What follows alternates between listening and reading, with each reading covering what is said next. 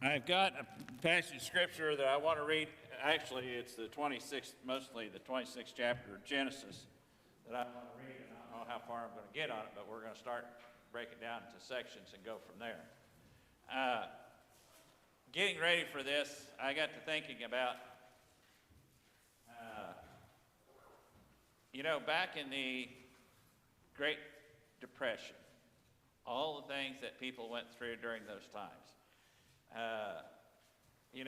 I used to sit and listen to my granddad, or when I worked with my granddad, he always told me stories, and I wished I had written them down.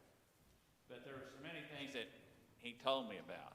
And he talked to me one time, we was having one of those dry summers, or complicated summers, you might say, challenging summers. And he was telling me about whenever he was farming back in the 30s.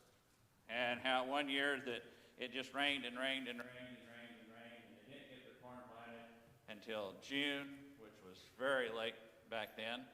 And then the morning glories came up and was choking all of the corn stalks, and so he had to put displays on his cultivator, because that was the only way they didn't have the spray to kill them, and to cut the morning glories off of it. And he said it worked really well.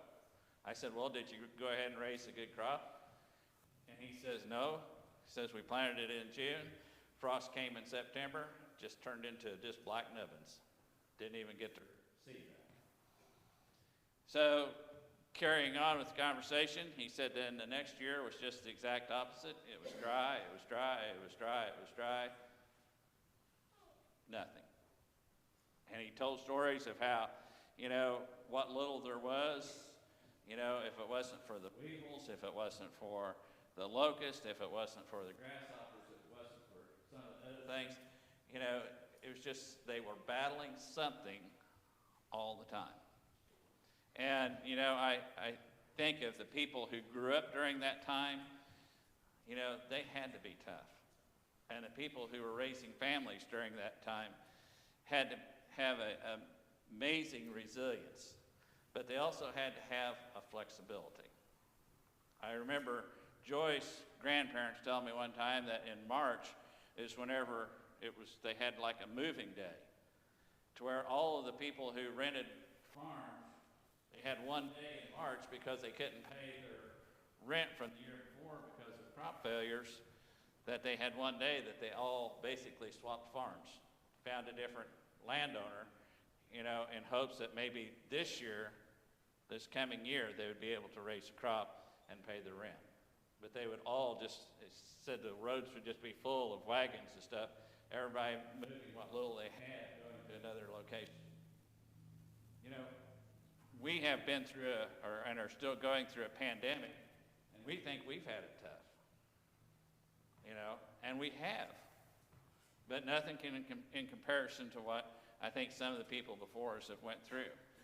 But have you noticed how many changes that you have made in your life that you really never thought you'd make? We do things so much different over the last 2 years than what we did 3 years ago. And the key in it is trying to stay flexible enough to keep going. And in this passage of scripture that I want to talk about this morning, Isaac is finding out that he has to be flexible too. Isaac, if you remember, was the only son that God made the promise to through Abraham. Abraham was well advanced in years. God promised Abraham and Sarah that they would have a child and that he would make out of that child a mighty nation. So numerous that you couldn't even count them, like the sand on the seashore or the stars in the sky. The interesting part about that was that Abraham was 100 years old and Sarah was 90 before the child was born. Now then, out of a mighty nation, okay, we've got one child. And do you remember how many children Isaac had? 2. And this is going to become a mighty nation. So the only reason I bring that up is whenever we're impatient with God, God's still got a plan. It may not be our timing, but it's his. Chapter 26, verse 1. Now there was a famine in the land besides the previous famine that had occurred in the days of Abraham. So Isaac went to Gerar, to Abimelech, king of the Philistines. And the Lord appeared to him and said, do not go down to Egypt. Stay in the land in which I shall tell you. Sojourn in this land, and I will be with you and bless you. For to you and to your descendants I will give all these lands, and I will establish the oath which I swore to your father Abraham. And I will multiply your descendants as the stars of the heaven, and will give your descendants all these lands, and by your descendants all the nations of the earth shall be blessed. Because Abraham obeyed me and kept my charge, my commandments, my statutes, and my laws. So Isaac lived in Gerar. Because of a famine, Isaac took his group, you might say, his possessions, and moved to a different location. It was the land of the Philistines. God had appeared to him. Now this is the part I want you to pay attention to. God appeared to him and said, don't go down into Egypt. That time is not yet. But I want you to stay in the land of Gerar, where the Philistines are. And I will take care of you there. I will bless you, and I will let you look over and travel over the land that I've already promised to your father Abraham.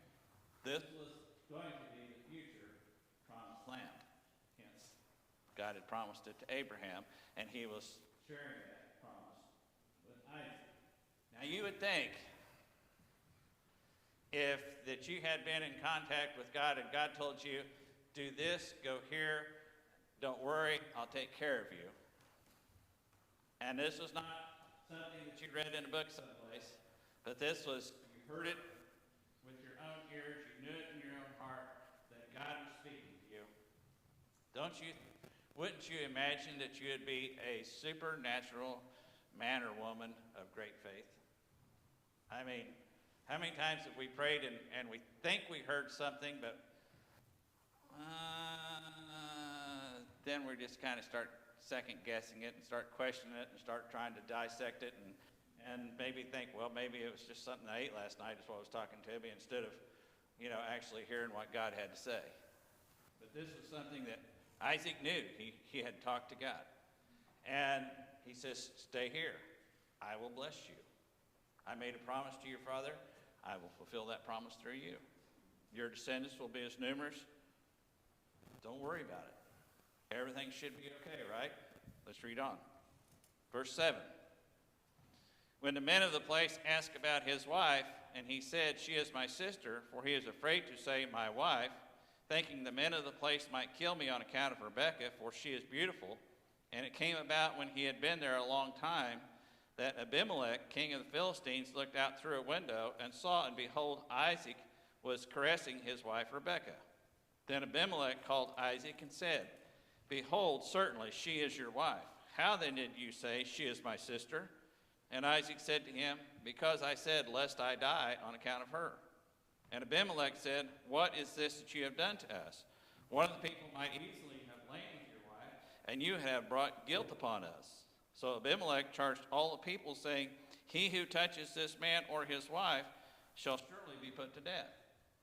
The reason I mentioned that God had, spoken clearly, go down to Gerar, stay there, I'll take care of you. So he goes down, and he enters into the area, and two things I want to see. His wife was beautiful, okay? And the men of the city start seeing her and said, who's that? Who's that? And Isaac, instead of saying, God's going to take care of me, I'm not afraid, I'm not worried, he says, well, she's my sister. And the main reason was because if I say she's my wife, they're going to kill me and take her. Where's the great faith in this? I want us to see two things out of this. One, how evil of a people and an area that Isaac was actually going into. And the second is that Isaac was just as much an everyday person as we are. We had our good times, and then we have those times that maybe we're not the most proud of, but yet it's part of our history, it's part of who we are, and it's part of the things that we have to overcome. This was Isaac's. Well, as he tells everybody, well, she's my sister. She's my sister. trying to save his own skin. Not really concerned, it sounds to me like Rebekah, near as much as he is about himself.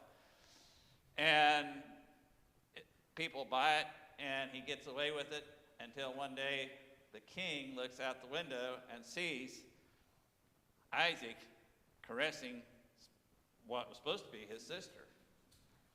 And he says, this is not Arkansas. So this must be more than just a sister here. This must be his wife. Arkansas, I'm sorry. And so he calls Isaac in, and he says, how could you do this? How could you make this claim that she is your sister when she is clearly your wife? He says, we may not have very high standards, but we draw the line at this. And so he tells them to just go. Just go. And he tells all the people, he says, if anybody touches Isaac or his wife, they'll be put to death. So they're protected. Let's go on. Verse 12. Now Isaac sowed in the land and reaped in the same year 100-fold, and the Lord blessed him. And the man became rich and continued to grow richer until he became very wealthy. For he had possessions of flocks and herds and of great household, so that the Philistines envied him. Now all the wells which his father's servants had dug in the days of Abraham his father, the Philistines had stopped up by filling them with earth. Then Abimelech said to Isaac, go away from us, for you're too powerful for us.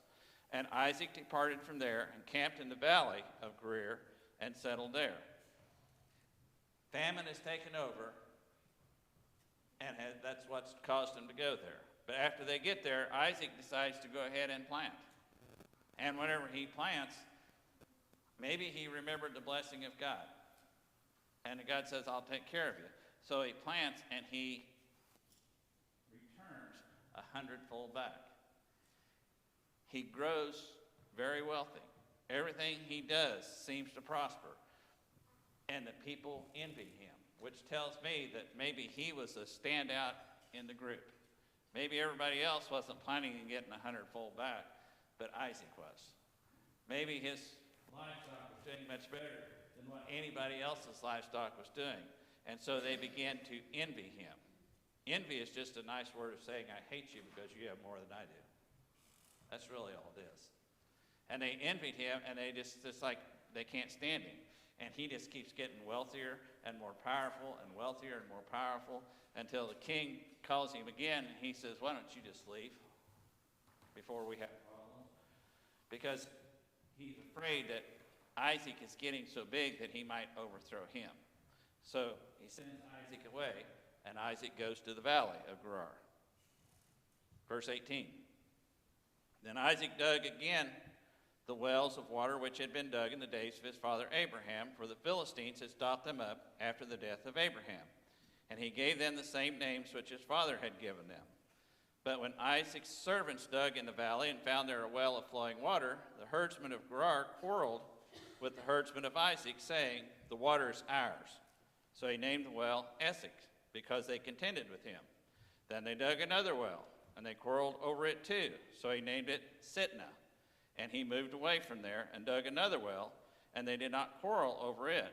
So he named it Rehoboth, for he said, at last the Lord has made room for us, and we shall be fruitful in the land. Then he went up from there to Beersheba, and the Lord appeared to him in the same night and said, I am the God of your father Abraham. Do not fear, for I am with you. I will bless you and multiply your descendants for the sake of my servant Abraham. So he built an altar there and called upon the name of the Lord and pitched his tent there, and there Isaac's servants dug a well. Now, we don't understand, I guess, as well about how valuable water was at that point. Whenever you want water, what do? Go turn on the hydrant, go turn on the faucet. Don't think anything about it.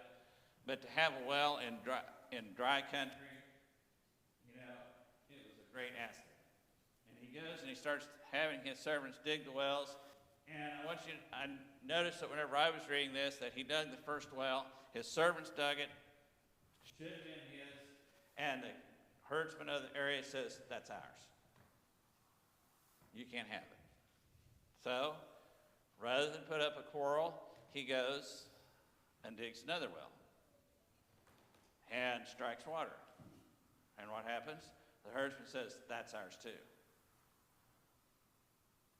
Now, at what point does he say, you know, I've about had enough of this because I'm bigger than you guys are anyway. I've got more people that could come against you, and I could take this by force if I wanted to. But instead, he separates himself a further distance away and digs yet another well. And there he finds water. And they finally maybe realize that they'd pushed him far enough or whatever. He says, okay, you can have that one. Then he goes to Beersheba. Now, verse 26. Then Abimelech came to him from Gerar with his advisors, these two guys, commander of his army. And Isaac said to them, why have you come to me, since you hate me and have sent me away from you? And they said, we see plainly that the Lord has been with you. So we said, let there be an oath between us, and even between you and us, and let us make a covenant with you, that ye may do us no harm, just as we have not touched you, and have done to you nothing but good, and have sent you away in peace. You are now the blessed of the Lord. Then he made them a feast, and they ate and drank. And in the morning they arose early and exchanged their oaths. Then Isaac sent them away, and they departed from him in peace. And it came about on the same day that Isaac's servants came in and told him about the well which they had dug, and said to him, we have found water. So he called it Sheba. Therefore the name of the city is Beersheba to this day. They've dug wells, been taken away. Dug another well, taken away. Dug another well, found water. They were growing so much that Isaac moved to Beersheba, which is not that far away whenever you look at it on the map, but then they didn't just hop in their truck and go. You know, it was a whole different type of transport, whole different type of train than what we're used to. But it was a distance away.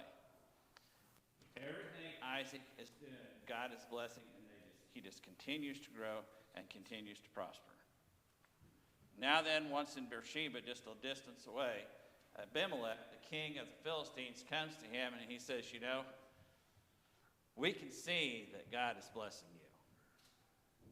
Now, keep in mind, this is not the same God that they believed in. But we see that the God that you serve is blessing you and that you're prospering. We also see that you're growing mightier and mightier all the time. We also can put two and two together and realize that if you keep growing, you're going to outpower us in time. So let's make a peace treaty with you. I want you to remember that we've done you no harm and that you have done us no harm, and let's just keep it that way. So Isaac thinks about it a little bit, makes a pact, makes a treaty, and they sign it. And just about that time after they make it, it is confirmed that it's a good thing because the servants come in and says, we dug a well, we found water. It's a good place to be. Now then, I read a lot of scripture, talked a lot about stuff that maybe you're not even interested in, but I want us to look at this story as for what is in it for us. First thing, sometimes bad things happen, but if we will trust in God, we will be able to find the good in them. Pandemic of the last couple of years, has there been anything good come out of it? Think about it. I mean, yeah, we know there's been some bad things, but hasn't there been some good things that came out of it whenever people start turning and putting their faith back into God? I think there's probably been more family time spent in the last 2 years, family time, than there has been in the last 20 before. If for no other reason, it's because there was no place to go. But you know, wouldn't it be great if parents and kids got to know each other a little better, got a little more involved with one another, to not just take we don't take everything quite as for granted, I think, is what we used to. But it takes some work on our own part to find the good in the bad situation. Second point, God brought you here for a reason. Wherever you're at in your life, God brought you here for a reason. Maybe you don't know exactly what all that reason is yet. You know, I'm still trying to figure out what God's doing with me here at times. But he's brought us here for a reason. Not just so that he could kick us around, but so that he could use us. Our obligation is then, at that point, to just trust him. I don't know what God, I don't have to know what you're doing. I just have to know that you know what you're doing. And so I have to trust you for whatever that is. And wherever it is that you brought me, if you brought me here, then why am I concerned about where we're at? You know, Isaac could have says, but I would rather go someplace else. You know, I'd rather go someplace else. But God spoke to him very clearly. He says, go down there and I will bless you. What more do you need to know? What more do you need to know? Another thing I got out of this is wherever you're planted, grow. You know, if you don't like where you're at, set down roots and grow anyway. And see if God can't turn that spot that may not be your paradise into your paradise. Maybe he can make it into that place that you decide that you really want to be. You know, but it takes planting your seeds and growing. What happened? Here was Isaac in the midst of the Philistines who looked at him and thought, you know, if we knock him off, we got his wife. And it was only through the king who says, you know, if you touch either one of them, I'm going to kill you. Now, this would not be the kind of neighborhood that I would really want to be in, but this was where he found himself. But he still went ahead and planted seed, and God blessed it, and it yielded 100-fold. He prospered, even if everybody else wasn't. His neighbors and everybody around him hated him because they envied him, but he was doing great because he was still trusting in the Lord. Grow where you're planted. Whatever, he dug the wells, and they took him from him. Instead of going to battle himself, he let God do it. He let God take care of it. How the story might have changed if he would have said after the first well, he says, you're not going to take that from me. I'm going to take it from you and everything else that you've got. I'm big enough, I can do that. But he didn't. He went and dug another well. And whenever they took that one, instead of saying, okay, now I've had enough, I'm going to take everything away from you, he says, okay, maybe God's got something better. So he went a little further and dug another well. Let God have your battles. Let him guide you in your decisions. Let him take care of the things that really only he can take care of and do the best. And the best one that I see out of this is there at the last. King comes to Isaac and he says, the God that you serve, we all notice that he is blessing you. You're raising crops that are bountiful, bin busters, when we're just barely getting by. Everything that you set your hand to has been blessed, and you're prospering more than any of us can even dream of. And the message I get out of that is to wherever we're at, to wherever we're planted, by following God, allow our lives to be a testimony for others to see God. Now, we never see in here any place where Isaac got up in the town square and says, you've got to follow my God. You've got to know my God. Instead, he lived amongst them, trusting his God, carrying out his attributes. And the people looked, and those who had eyes to see says, the God that you serve must be an awesome God. Now, can you think of anything better you'd like for someone who does not know God to say to you than, I see God, in your life? I see that maybe things have been tough, but you have overcome them. I see that you have faith that, well, to be honest, I envy. I see something that you've got. Isn't that really the Great Commission? To go spread the gospel, use words if necessary, to share the love of Christ with others, not just by preaching it, but by living it. The song that Bailey had us sing this morning, a little more like Jesus, a little less like who I am. You know, help me to see what's going on and be the person that God wants us to be, so that others might see Christ in us. You know, out of all that I read, to me, the most important factor in this was whenever Abimelech comes and says, I just want to make some sort of peace treaty with you. I want to make some sort of an agreement with you. In other words, I just want to get closer to you because somehow or another, your God is blessing me. And I want to learn more about that. I think that's what the message that we should be instilling within ourselves is trying to be the testimony for the unsaved world to see and read so that they might come to find the Jesus that we know. Does that mean everything's always going to go good? Does that mean that everything's always going to go smooth sailing? No, but God will be in there if we'll look for him and if we'll trust him.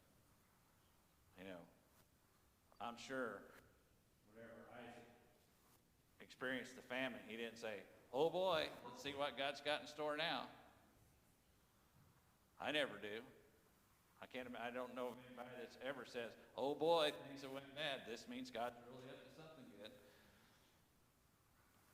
But whenever we get broken down to that point to where we finally get our knees and say, Lord, where do you want me to go from here? What can I do with this? Because I know you're still here. I know you're still with me. Help me to go with you now from this point on, so that others might see you instead of me, so that they might find the God of salvation instead of the God with the little g of false promises.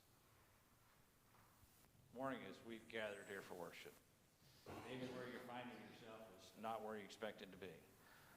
Welcome to the club. Grow where you're planted. And let God live in your life in such a way that others can't help but see him through your life. As you stand and sing the hymn of invitation this morning, God's speaking to your heart about any decision you need to make. I have decided to follow Jesus.